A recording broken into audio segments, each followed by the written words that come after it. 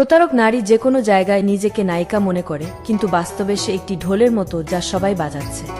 চরিত্রহীন নারী মনে করে সে পৃথিবীর সবচেয়ে রূপসী, তার পিছনে হাজারো পুরুষ তাকে লাইক করে।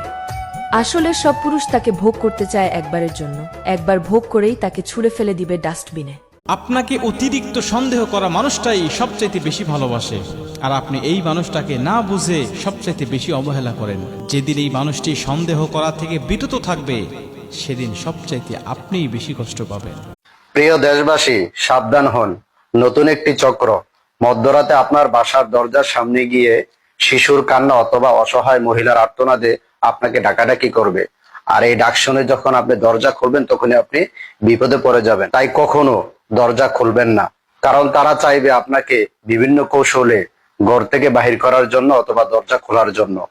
তাই সবাইকে সতর্ক করুন এবং ভিডিওটি বেশি বেশি শেয়ার করে সবাইকে জানার সুযোগ করে দেন।